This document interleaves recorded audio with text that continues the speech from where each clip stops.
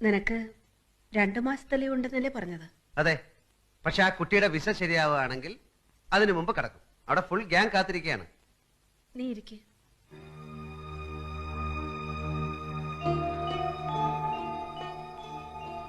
എല്ലാം ശാന്തമായി ക്ഷമയോടെ നീ കേൾക്കണം. ഒന്നും സംഭവിച്ചിട്ടില്ല എന്ന് തന്നെ വിചാരിച്ചാൽ മതി. അല്ലെങ്കിൽ സംഭവിച്ചതൊക്കെ നിന്റെ നന്മ കൊണ്ടാണെന്ന് കരുതിയാൽ മതി. കല്യാണത്തിന് ശേഷമായിരുന്നെങ്കിൽ എന്തായിരുന്നു എന്റെ സ്ഥിതി? 2 മാസം ഉണ്ടല്ലോ. പത്മിനി ചേച്ചി നിനക്ക് വിശ്വാസം ഉണ്ടെന്ന് അറിയാവുന്നതുകൊണ്ട് പറയാണ്. ഇതിനേക്കാൾ നല്ലൊരു പെൺകുട്ടിയെ നിനക്ക് ഞങ്ങൾ കണ്ടുപിടിച്ചു തരും. ഇന്നലെ രാത്രി ഫോൺ വരെ ഉണ്ടായത് അവരുടെ വീട്ടിൽ നിന്ന്. ആ കുട്ടി മറ്റാരോ ആയി സ്നേഹത്തിലാണെന്നും അയാളുടെ കൂടെ ആരും അറിയാതെ ഒളിച്ചോടിപ്പോയിരുന്നു.